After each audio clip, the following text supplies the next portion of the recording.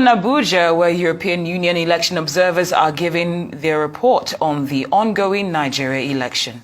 Our country. As regards making a difference, each election observation mission stands on its own merits. So we deployed here in early January and we began our process then. Nevertheless, our methodology means that we come back sometimes within 3 or 4 years to examine whether or not the previous missions conclusions and recommendations are leading to actual implementation.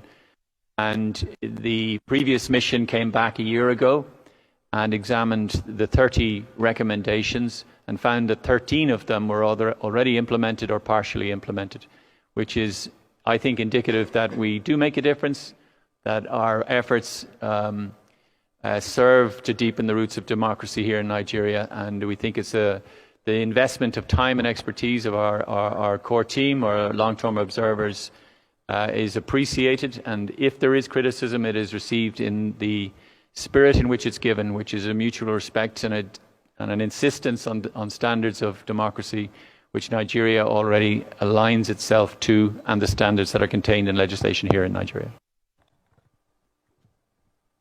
Thank you so much, the Chief Observer. We'll take more questions, if there are more questions. Just one here. Yes, please.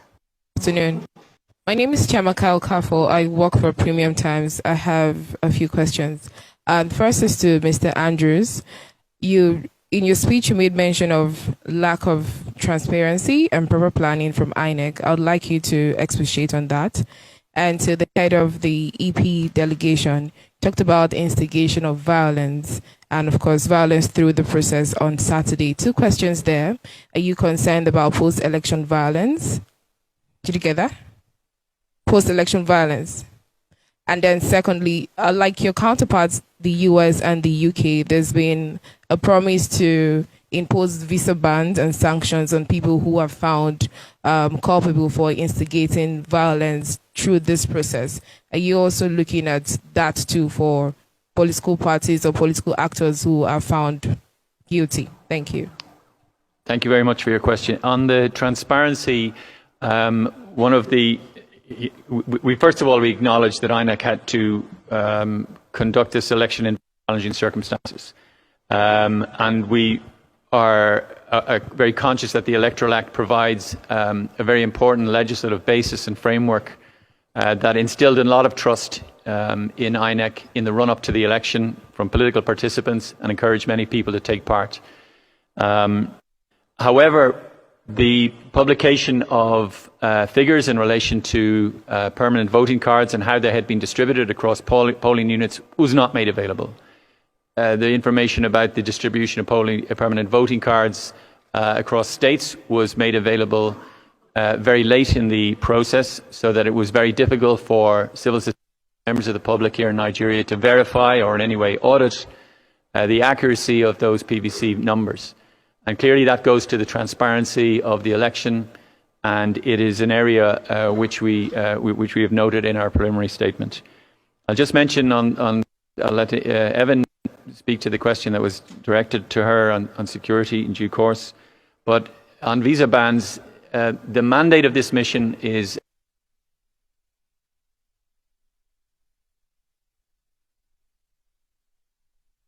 of any sort. We're here simply to observe the mission.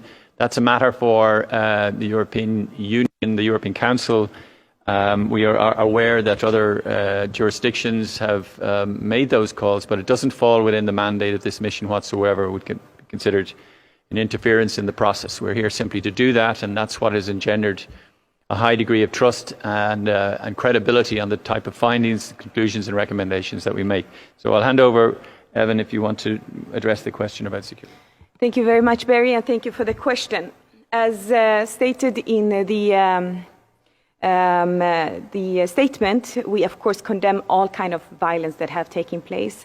And we also call on all actors to adhere and respect the rules that are in place, and in any case of any disputes, that all disputes are sorted out through legal procedures. So this is our call on all actors in Nigeria, that all disputes should be sorted out through legal procedures. And we hope that everybody will respect and adhere to that. Thank you. Thank you so much. We are still taking more questions, please.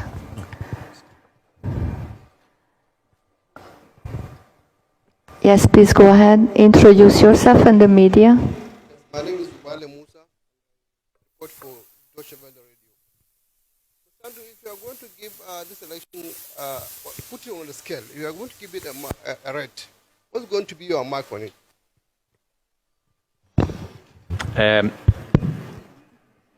The question was, what mark would we give to the election? Now, our methodology doesn't allow for anything as clear as a mark. You can give a mark to me as as a chief observer, if you wish. But so we judge and we assess